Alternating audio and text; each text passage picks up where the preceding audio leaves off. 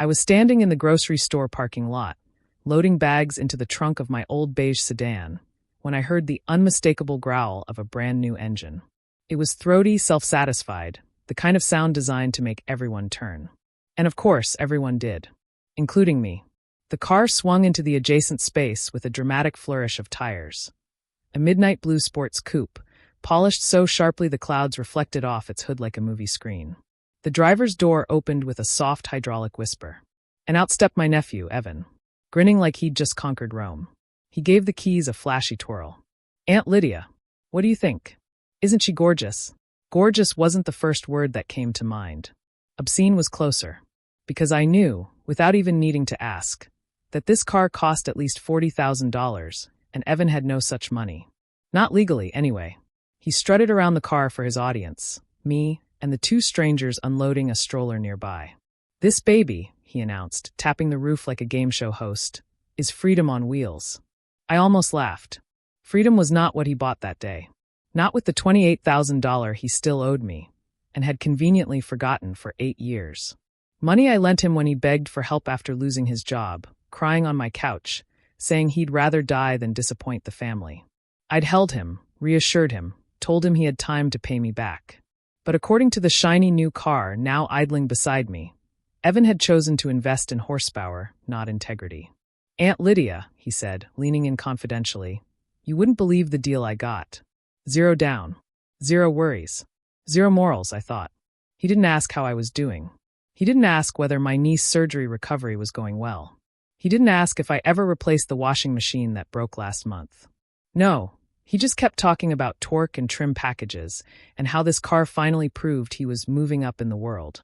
Then, like a final slap, he added with a carefree laugh, "You know, I was thinking of paying you back someday. But life's short, right? Gotta enjoy it while we can." Life's short. My pulse ticked once, slow and sharp. I didn't confront him. I didn't raise my voice. I didn't remind him of the signed loan note tucked in my file cabinet at home. I simply nodded, closed my trunk, and watched him drive off, tires chirping like applause. But as the taillights disappeared, something inside me clicked into place, quiet, clean, and decisive. He wasn't going to pay me back. So I would recover the money myself. Legally. Methodically. Silently.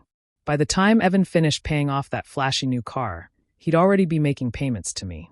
He just didn't know it yet. My name is Lydia Marsh, and I turned 67 this past spring. I used to dread saying my age out loud, but now I wear it the way other people wear medals. Proof that I've survived things most wouldn't believe, and learned more than I ever expected to need. I live alone in a modest brick house on the east side of town, the one my late husband, Charles, and I bought nearly 40 years ago.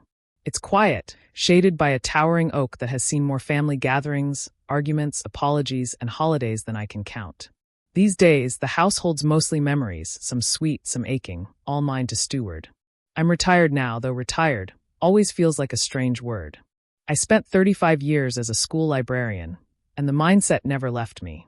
I still organize my pantry alphabetically. My bills are filed by month, then by category. My medical records have color-coded tabs. I keep paper trails for everything, not out of paranoia, but out of habit. Order is my comfort. Documentation is my language. And in a world where the loudest people think they win by default, I've learned that real strength often sits quietly on the page. When Evan came to me 8 years ago, a grown man of 26, trembling because he'd lost his job and his apartment, I believed helping him was the obvious choice. He'd been close to me once, as a little boy trailing behind me at family barbecues, asking big questions in that earnest way only children manage. I thought I saw some of that boy in him still. I lent him $28,000. Not casually, not blindly, but because he promised he just needed time to get back on his feet. And because he signed the loan agreement I typed on my old computer, the one with my careful wording, including the clause that would eventually prove prophetic. After Charles died, I became the quiet backbone of the family, the one who remembered birthdays, the one who made extra food just in case, the one who drove relatives to doctor's appointments and never asked for gas money. I suppose part of me assumed that kindness, once given, made its way back eventually. I was wrong. Over the years, Evan stopped returning calls, stopped acknowledging holidays, stopped updating me on his progress. At first I worried. Then, eventually, I understood. He was avoiding me because he no longer intended to pay me back. And that was the part that hurt, not the money, but the disrespect. Not the debt, but the ease with which he erased the help that saved him. Still, I didn't chase him. I didn't guilt him. I didn't nag. I kept living my quiet life, tending my garden, hosting book club, moving forward in the slow, dignified way aging women learn to. But something changed the day he pulled up beside me in that new car, confident, arrogant, and financially reckless. Something shifted that had been dormant in me for years. A steady, patient determination. Some people mistake older women for weak because we don't shout. They forget that our silence is often strategic. Cliffhanger. That evening, as I sat at my kitchen table with a cup of chamomile tea, I reread the loan agreement Evan had signed. And there, in bold black letters, was the clause he'd overlooked, the one that allowed me to reclaim not just the money, but whatever assets he acquired while the debt remained unpaid. It was time to use it. My family, like many, is a quilt of contradictions, warm in some squares, frayed in others, stitched together more by history than harmony. We gather for holidays out of tradition, not necessarily affection. Everyone plays a role. Mine, for years, has been the dependable one, the steady presence who smooths arguments, recalls recipes, and keeps conversations civil.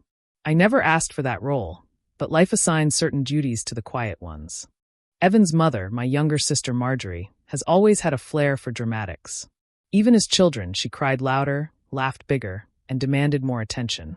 I learned early to stand beside her, not in front of her. As adults, nothing much changed. When Evan struggled, she called me in tears, blaming the economy, his ex-girlfriend, his former boss, anyone except Evan himself. And each time, I offered patience she mistook for agreement. My relationship with Evan grew out of that dynamic. I saw potential in him, sensitivity, intelligence, but I also saw Marjorie's influence. She taught him that if he stumbled, someone else would sweep the path clean again. That life would apologize to him. That responsibility was negotiable. Still, when he asked for help 8 years ago, he didn't come with entitlement. He came with shame. I remember the slump of his shoulders as he sat at my kitchen table, hands shaking around the mug of tea I'd poured for him. He'd just lost his job and couldn't cover rent. He said he didn't want to move back in with his parents because he couldn't stand disappointing them. "You're not disappointing me," I'd said gently. "Needing help isn't failure. Misusing help is." He nodded, eyes wide and wet, promising, sincerely I thought, to repay every penny. So I crafted the loan agreement slowly and carefully, making sure it protected both of us. He read it, signed it, and thanked me with a hug I genuinely believed. But over time, the distance began. A late payment here. A missed call there. Eventually, nothing. When I asked Marjorie if she'd heard from him, she shrugged it off. "Oh, Lydia, you take things too seriously. He'll pay you back someday. Don't hover." Hover.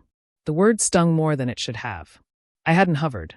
I'd simply expected him to honor the commitment he made, an expectation that seemed apparently old-fashioned. Family gatherings only made it more complicated.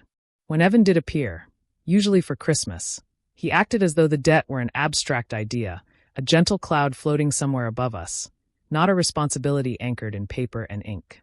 He avoided direct conversation with me, but he never hesitated to brag about his latest gadgets or weekend trips.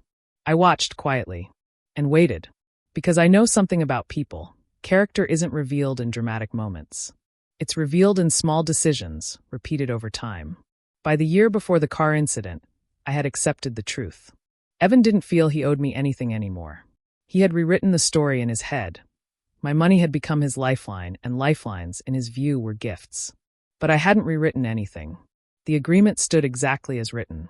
And my patience, while deep, has limits. Cliffhanger. 2 days after seeing that new car, Marjorie called me. Her voice was chipper in a way that immediately signaled trouble. "You saw Evan's new ride, right? Isn't it stunning? Oh, and he mentioned you brought up that old loan again. Lydia, please don't start drama. It was years ago." Drama? I hung up the phone and opened my filing cabinet. It was time to stop being the quiet one. The loan agreement sat exactly where it always had, filed under M for Marsh Family Loans, a category that, frankly, belonged only to Evan. I pulled out the folder and laid the document on the kitchen table, smoothing its edges the way I used to smooth student papers when I prepared to grade them. Order helps the mind think clearly. It makes betrayal easier to see for what it truly is. I read the agreement again, slowly this time, letting each clause settle into place like stones in a foundation. Evan had borrowed $28,000. He had agreed to monthly payments. He had agreed to notify me of address changes. He had agreed that failure to pay for more than 6 consecutive months would constitute default. And then there was the clause at the bottom, the one he'd signed without hesitation, because at the time he was scared, desperate, and grateful. It stated, "In the event of default, the lender reserves the right to pursue repayment by claim against any acquired assets exceeding $10,000 in value until the debt is resolved in full." When he signed it, he didn't own much more than a futon and a laptop. Now he owned a brand new sports coupe. But it wasn't just the car. It was the arrogance with which he flaunted it. The casual dismissal of the debt. The way he'd actually laughed, about paying me back someday. Someday. A word people use when they want to silence guilt without making a plan. As I reread the agreement, I realized something I hadn't allowed myself to articulate. Evan hadn't simply failed to repay me. He had used me. He had taken advantage of my trust, my kindness, and my position within the family. People talk about money as though it's just numbers, but it is never just numbers. It represents time and labor and sacrifice. For me, that $28,000 had been part of the retirement fund Charles and I built slowly over decades. When Evan defaulted, he didn't just cost me money. He stole part of the life Charles and I worked for. That realization hit me with a cold, steady clarity. I opened my laptop and began scanning through my email archives. The original loan draft. The copies I'd sent to Evan. The reminders he'd acknowledged receiving. I cross-referenced the dates, building a meticulous timeline. When you're betrayed by someone you've loved, facts become anchors. They steady the emotional waters. By the time I finished, I had compiled 8 years' worth of evidence showing that Evan not only failed to pay me back, but did so knowingly. He had chosen convenience over honor. Silence over responsibility. Later that night, I drove past his apartment complex. The sports coupe sat under a street lamp, gleaming like a jewel. I didn't get out of my car. I didn't take photos. I simply watched it idle in the darkness, a physical symbol of the disrespect that had taken root between us. I whispered to myself, quietly, calmly, with the same measured tone I used when shelving books long after students had gone home. He thinks this car proves he's moved up in the world. What it proves is that he's forgotten who helped him rise. Cliffhanger. When I got home, I found an envelope in my mailbox. No return address. Inside was a wedding invitation, Evan's wedding. And there, under the registry link, was a note in his handwriting. "Hope you can come, Aunt Lydia. And don't stress about the loan. Life's too short to worry about old debts." The betrayal was complete. I placed Evan's wedding invitation on the table beside the loan agreement. The handwriting on the note, carefree, almost jaunty, cut deeper than he would ever understand. Life's too short to worry about old debts. The casual cruelty of it stunned me. Not because of the money, but because of what it revealed. He no longer saw the loan as a promise. He saw it as a burden he had successfully outrun. But I am not someone you outrun. I sat down with my notebook, the same brand I'd used for years to track overdue books at the library, and began a new list titled Debt Recovery, Evan Marsh. Old habits find new purpose. Under the heading, I wrote the first 3 steps. Confirm legal validity of loan agreement. Document 8 years of non-payment. Consult attorney regarding asset claim clause. I slept better that night than I had in months. The next morning, I drove to the small law office downtown. Its brass plaque read Jensen and Hartwell, Estate and Civil Matters. I'd met Mr. Hartwell once, years ago, when Charles and I updated our wills. He remembered me immediately, a courtesy I didn't expect but appreciated. "What can I help you with, Mrs. Marsh?" he asked gently. I slid the loan agreement across his desk, followed by my timeline, printed emails, and the wedding invitation with its flippant note. As he read, his brows rose incrementally. Lawyers reveal more in their silences than in their words. When he finally looked up, he tapped the clause at the bottom of the agreement with his pen. "This," he said, "is very strong. Extremely clear. Did you draft this yourself?" "I did," I replied. "I've always believed in precision." He smiled. "Then you'll appreciate this. Evan is in full legal default, which means you have the right to reclaim the owed amount through asset lien, wage garnishment, or civil claim. And since he just purchased a significant asset, the car, you're actually in an excellent position." I felt neither triumph nor anger. Just confirmation. A quiet, Steady validation of what I already knew. Trust might bend, but paperwork does not. Mr. Hartwell continued. Your nephew likely financed the vehicle. Do you know the lender? No, I said. But I can find out. He nodded. We'll file a formal notice of debt recovery. Once the court acknowledges the claim, the car becomes attachable as collateral. He won't lose it immediately, but he'll absolutely know you're serious. I exhaled slowly. I hadn't realized I'd been holding my breath. As I gathered my things, Mr. Hartwell added, You're doing the right thing, Mrs. Marsh. Family doesn't excuse financial obligations. Sometimes holding someone accountable is the most caring thing you can do. Caring. The word surprised me. But perhaps he was right. Maybe this wasn't vengeance. Maybe it was correction, long overdue. That evening, I began tracking down the car loan details.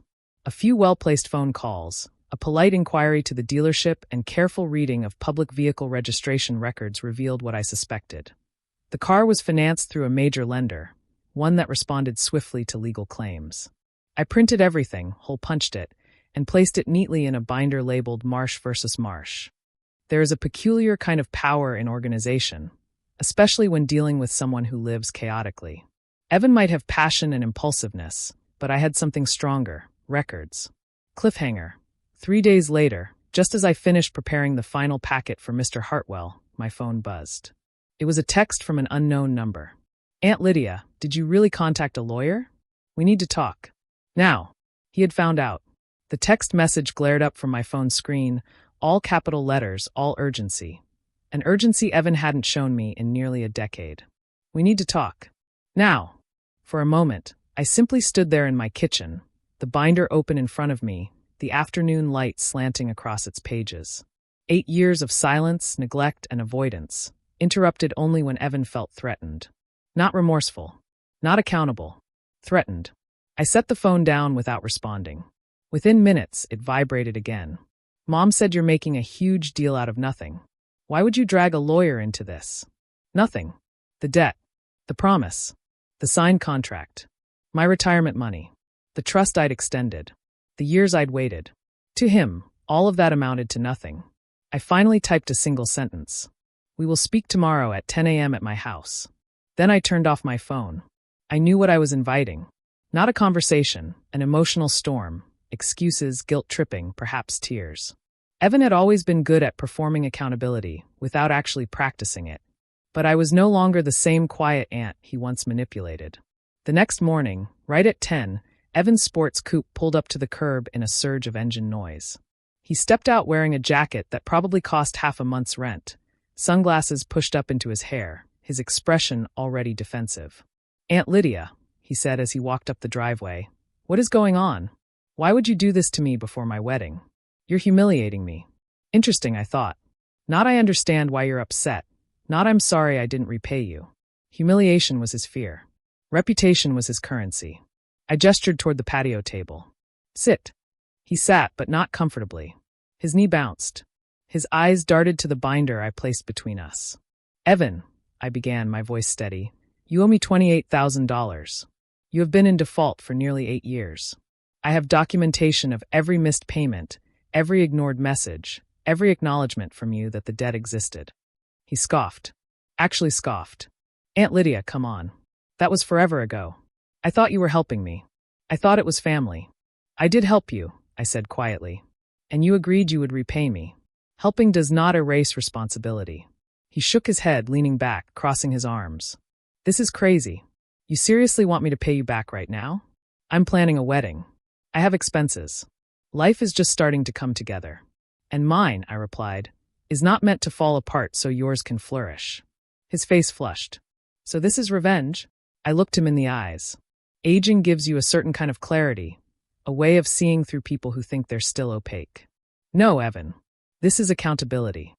I slid the binder toward him. He hesitated before opening it, flipping through the pages. His confidence began to thin, replaced with something taut and unsettled. You contacted my lender, he murmured. I did. You filed a claim. I did. His breathing quickened. If they mark the car with a lien, Aunt Lydia, this will ruin everything. Then you should have considered the cost, I said. All debts come due, especially the ones we choose to ignore. It was in that moment, watching his facade fracture, that I realized my decision was solid. Not vengeful, not spiteful. Simply correct. He stood abruptly. I'm talking to Mom. She won't let you do this. Evan, I said, calm as a held breath, your mother cannot protect you from your own agreements. Cliffhanger. As he stormed down the driveway, he threw one last parting shot. You'll regret this. I swear you will.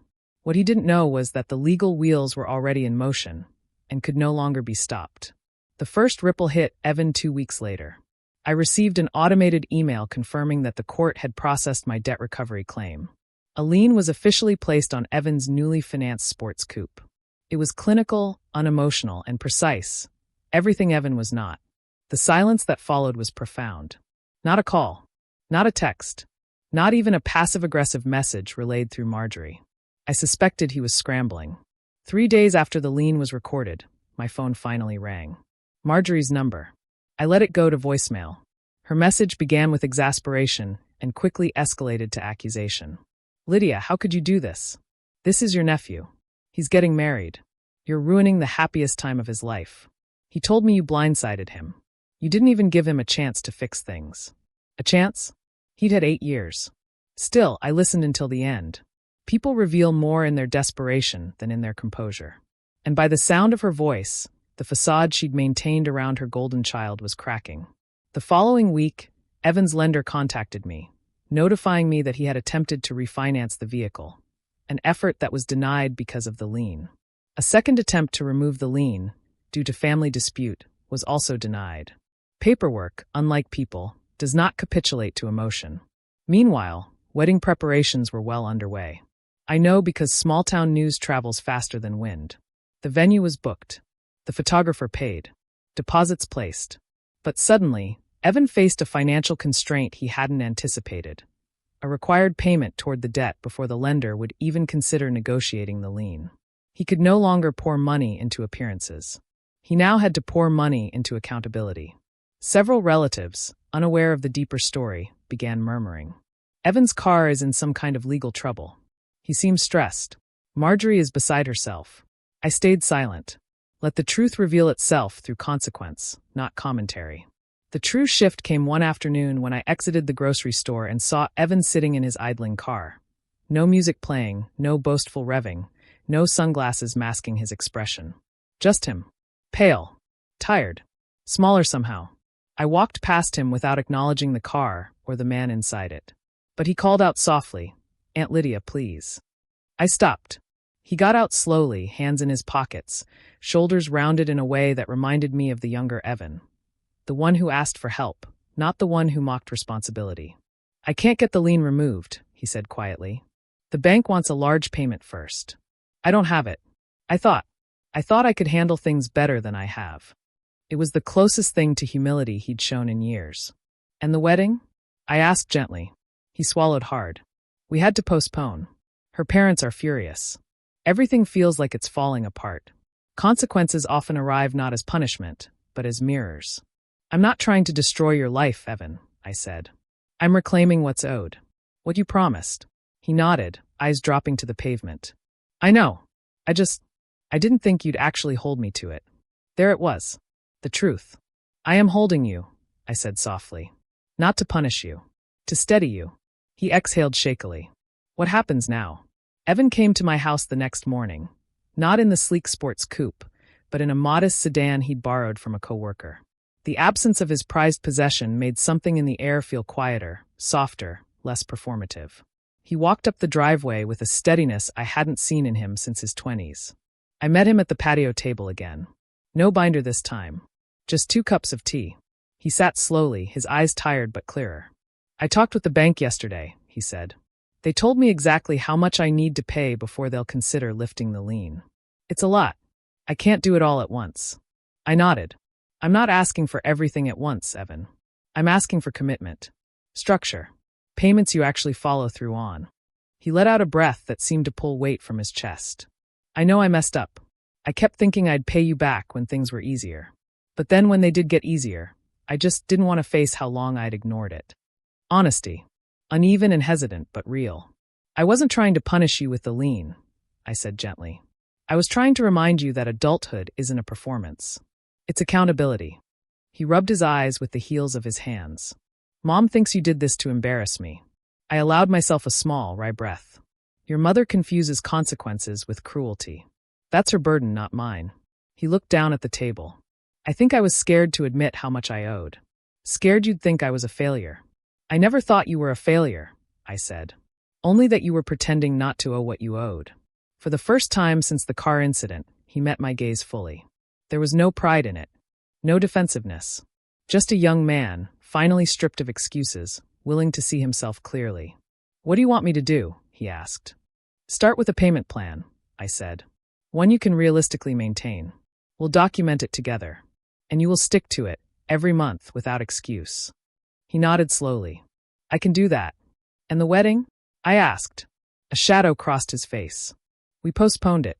Her parents were upset at first, but I told her everything. About the loan. About the lien. About how I'd been avoiding you. She deserved the truth. And how did she take it? She cried, he said quietly. But she also said she'd rather marry a man who learns from his mistakes than one who hides from them. I felt something soften in me, not forgiveness exactly, but room for it. She sounds wise, I said. She is, he replied. And she told me I need to fix this with you if I want to start our life on solid ground.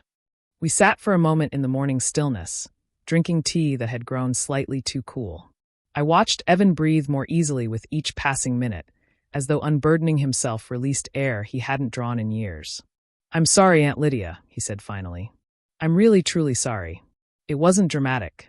It wasn't grand. It was steady and sincere. I nodded. Good. Now let's move forward. We drafted a payment plan together. Clear monthly amounts. Due dates. Penalties for late payment. He signed it without protest. Evan's question lingered in the air like the final note of a song not yet resolved. Do you think we can ever go back to how we were? I looked at him, really looked, at this young man who had once sat at my kitchen table trembling with fear, who later strutted around a parking lot with borrowed pride, and who now sat across from me humbled, uncertain, hopeful in a fragile way. No, I said gently. We can't go back. His face fell, but I wasn't finished. We can only go forward. And forward can still be good. Better, even if we build it honestly. He nodded slowly, absorbing the weight of that truth. Forward meant work. Forward meant responsibility. Forward meant the slow rebuilding of trust, not because I commanded it, but because he chose it. Over the next several months, Evan made every payment on time. His messages were brief but respectful. He emailed receipts, confirmed transfers, and kept records of his own. For the first time in 8 years, he treated the agreement between us not as a burden, but as a commitment. Marjorie tried to intervene twice more. Once with guilt, once with anger. But both attempts dissolved when she realized something had shifted in me. I no longer felt compelled to cushion the consequences of her son's choices. The calm in my voice unsettled her. Boundaries often do. As the balance slowly decreased, something unexpected grew in its place: conversation. Evan would stop by occasionally, not to negotiate or apologize, but simply to talk.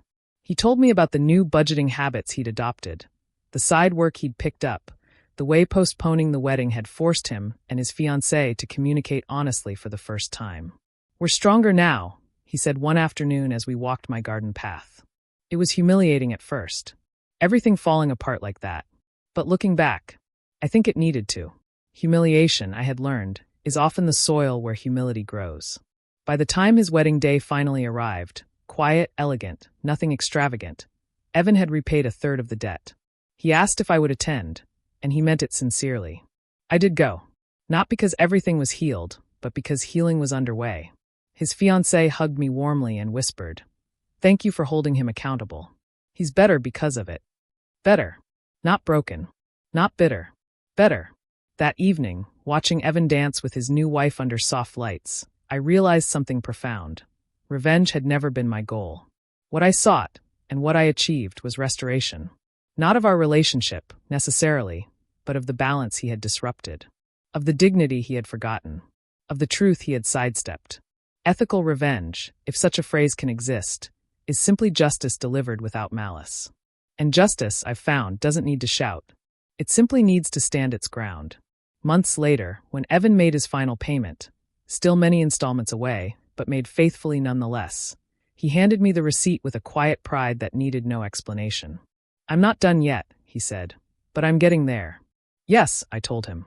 "You are." As he left my house that evening, I stood at the window for a long moment, watching the taillights of the modest sedan fade down the street. Not the sports coupe.